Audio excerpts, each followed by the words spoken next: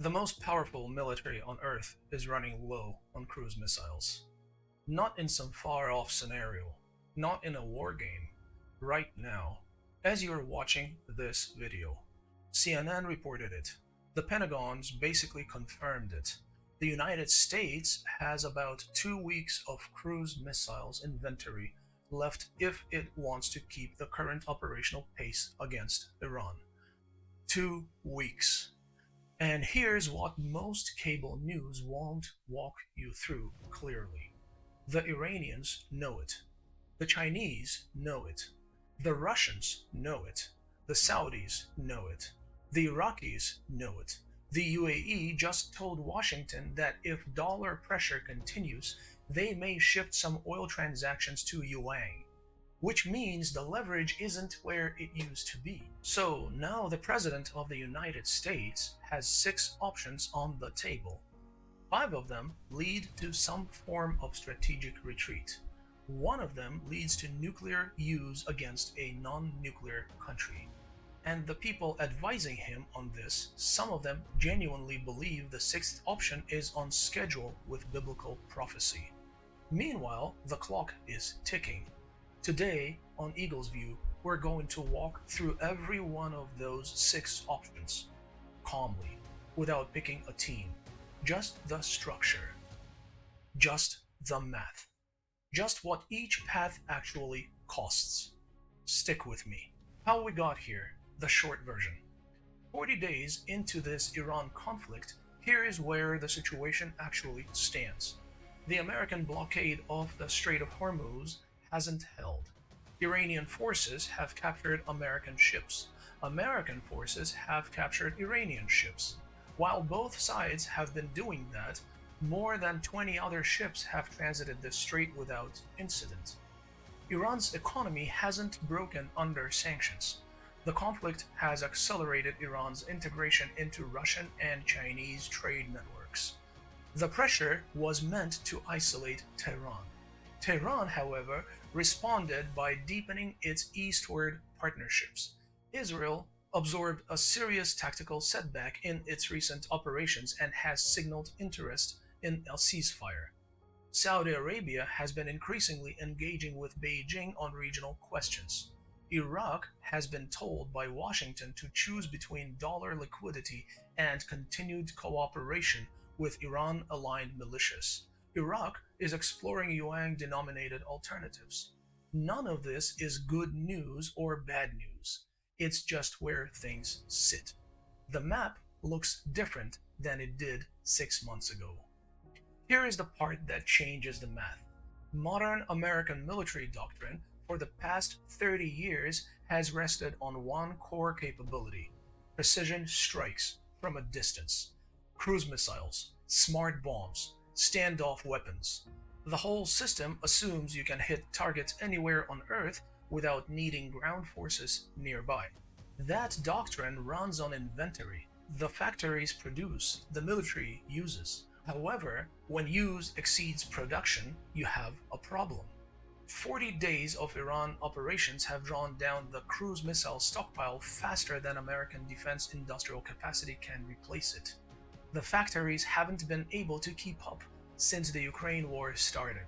That's not partisan analysis. That's documented industrial reality. Roughly 2 more weeks.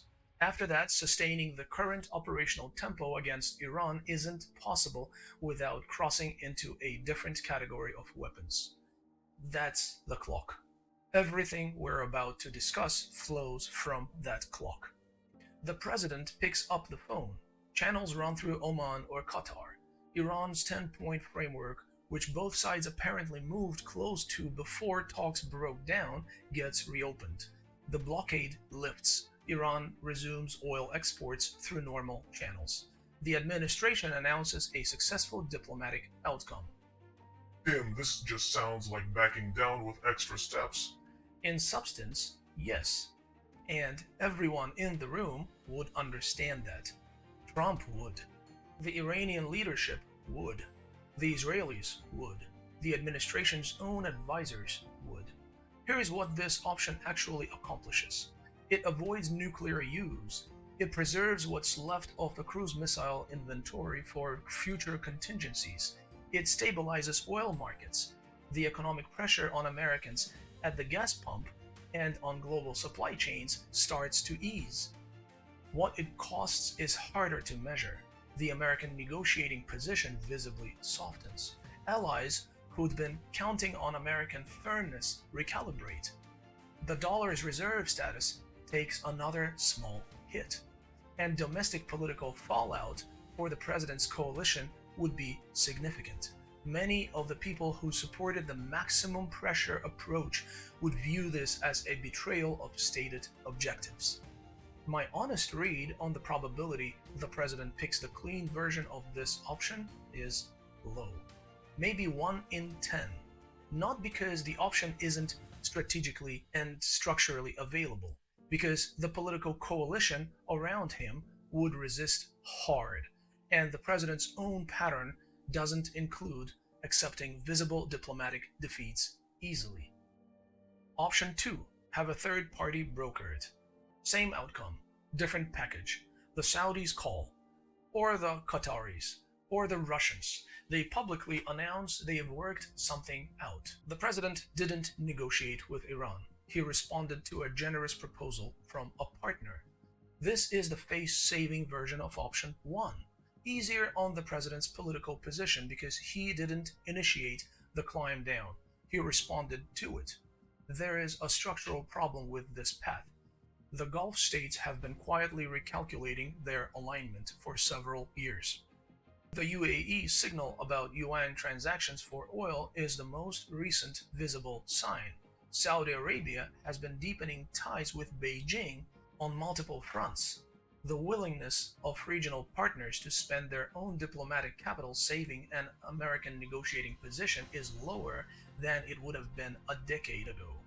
None of which is criticism of the Gulf states. They are operating from their own incentives, just like every actor here. Probability the president takes this off-ramp? Real, but limited. Maybe 1 in 5. The runway for this path is shorter than most analysts assume. Option 3. Shift the strategic focus to China. This one is structurally interesting. The president pivots the entire narrative. Goes on television and says something like, "We have achieved our objectives with Iran. Their nuclear program is contained. Now we focus on the genuine long-term challenge, China." He repositions naval assets out of the Persian Gulf, frames the move as preparations for the Pacific theater. Iran fades into background. The cameras follow the new story. This actually aligns with the president's existing rhetoric about China being the more important strategic challenge. It gives him a story of strategic clarity rather than tactical setback. It de-escalates the immediate situation. Then, last week, Beijing announced something that complicated this calculation. Major thorium deposits in domestic Chinese territory. Combined with operational thorium reactor technology Beijing's been developing for over a decade. What does thorium have to do with anything? More than people realize. Thorium-based nuclear reactors are different from uranium-based in one crucial way.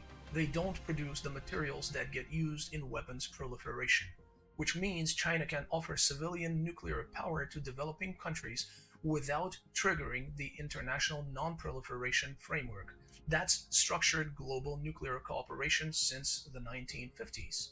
In practical terms, Beijing can sell nuclear technology along the Belt and Road Initiative to Pakistan, Indonesia, Egypt, Argentina, Brazil, dozens of countries that have wanted nuclear power but hit the wall of Western non-proliferation conditions.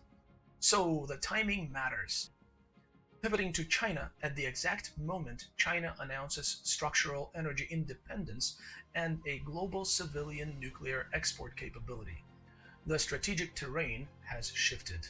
The president arrives in Beijing assuming one set of leverage. Beijing's been preparing for a different conversation entirely. Possibility he picks this path? Reasonable. Maybe 1 in 5. Worth noting, it's not the strategic flex it would have been even a year ago. If this is the kind of analysis you wish you got from regular news, structural, calm, no team jersey, hit subscribe right now. That's what keeps this channel independent. Eagle's View answers to nobody but the evidence. The deeper version of all this, with full sourcing, lives on Substack and Patreon. Links in the description.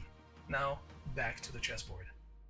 Option 4. One limited conventional strike, then walk back. The president orders a single significant conventional strike on a high-value Iranian target, a nuclear facility, an IRGC command center, something visible enough to claim as decisive action. Then he announces that Iranian aggression has been answered. American resolve has been demonstrated. We're now offering Iran the opportunity to negotiate from a different posture. This is the path that splits the difference between the de-escalation options and the catastrophic ones. It satisfies the more aggressive faction in the administration. It gives the president a televised win. It exhausts the cruise missile inventory in a single major event rather than bleeding it across weeks. Tim, this actually sounds like the smart move. The structural problem comes after the strike, not during it. Iranian leadership has stated publicly and repeatedly that they will respond to blockade violations with force. They've already demonstrated capability that surprised regional observers. A major American strike doesn't get absorbed quietly. The Iranian response would likely produce American casualties. And if it does, the political pressure to escalate further becomes intense. The face-saving strike stops being face-saving. It becomes the trigger for the larger conflict it was meant to prevent. This isn't a hypothetical concern. It's a structural feature of escalation dynamics. The 2020 Soleimani strike worked as a one-off because Iran absorbed the blow without proportional response. The 2026 Iran has spent 6 years preparing differently. Probability of this path? Meaningful. Maybe 1 in 5. It is the highest probability path involving military action that doesn't require nuclear use. It's also the highest probability path of accidentally producing nuclear use through unintended escalation. Option 5. Replace the escalation faction inside the administration. The president decides the people advising him toward escalation are wrong. He removes Hexeth, distances from the faith office advisors, brings in conventional realists who can negotiate de-escalation without theological commitments shaping the calculation. It's an option the president is structurally capable of. He has reshuffled cabinets before. It would open the door to clean diplomatic resolution. So why isn't this the obvious move? Because the faction we're talking about isn't 1 or 2 people. It's a network across multiple agencies with substantial public support, and earlier personnel changes in the administration cleared out many of the people who would have been the alternative voices. The bench of available realists willing to serve in the current administration is genuinely thin. There is also a pattern question. The president historically removes people for personal disloyalty. Hexeth hasn't crossed that line. He's been amplifying the president's positions, not contradicting them. The trigger for this kind of removal isn't currently present. Probability? Very low. Maybe 1 in 20. Possible, but not likely. Option 6. Nuclear use against Iran. This is the path some advisors apparently believe is right on schedule with prophecy. Tactical nuclear strike on Iranian nuclear facilities. Possibly larger. The cruise missile inventory becomes irrelevant. The blockade becomes irrelevant. The conflict gets resolved in minutes by a category of weapon that hasn't been used in war since 1945. In the chain of command, the order goes from the president to the Secretary of Defense, then to Strategic Command, then to launch personnel. The Secretary of Defense is Pete Hexeth, who has publicly compared his political opponents to the Pharisees who resisted Jesus. That's a specific theological identification, not a metaphor. People who frame their public conflicts in those terms don't typically slow walk orders that align with their stated theological and political worldview. If the order executes, what follows is a cascade we've been mapping across previous episodes. Iran absorbs the strike. The leadership does not collapse. The population unifies around survival rather than fragmenting toward regime change. Russia and China face the strategic decision they've been preparing for. The dollar reserve position takes a serious blow as the petrodollar system loses its remaining credibility. Saudi Arabia and the UAE accelerate the yuan pivot signals they've already been sending. NATO fragments visibly. Israel's strategic position becomes untenable without American conventional dominance backing it. The Indian government faces severe domestic pressure given India's 200 million Muslim population. Latin America breaks decisively from the alignment it's been holding. Africa's pivot accelerates. Christian leadership globally fractures away from association with the country that performed nuclear atrocity against a non-nuclear opponent. None of this is celebration. It's the cost. Civilian populations in Iran absorb the immediate damage. American service members in the region face severe retaliation risk. Markets globally enter the worst crisis since at least 1929. The international order built since World War II effectively ends. But Tim, the United States used nuclear weapons on Japan in 1945 and remained the dominant world power. Why would this time be any different? Several reasons. The world in 1945 had no internet, no global Muslim population watching events in real time using smartphones, no multipolar alternative to American leadership, no Chinese yuan positioned to challenge the dollar. But here's the most important difference, the one most people miss completely. In 1945, when the United States used nuclear weapons against Japan, there was no rule against it, no norm, no precedent, no expectation. Nuclear weapons had just been invented. The first use established the category itself. What's happened since is something the world has never experienced before. 80 years, 8 decades. 3 full generations of human beings who've grown up on a planet where every single nuclear power, including some genuinely terrible regimes, has chosen every single day not to use these weapons.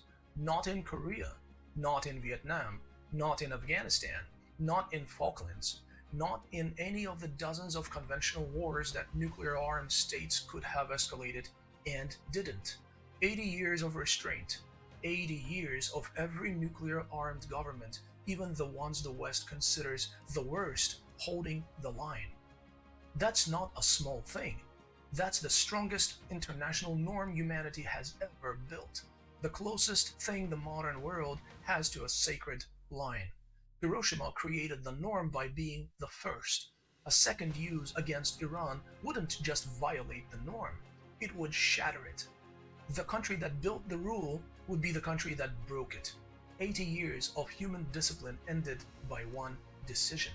And every nuclear-armed nation on Earth would immediately recalculate what restraint is worth. The world that absorbed Hiroshima doesn't exist anymore.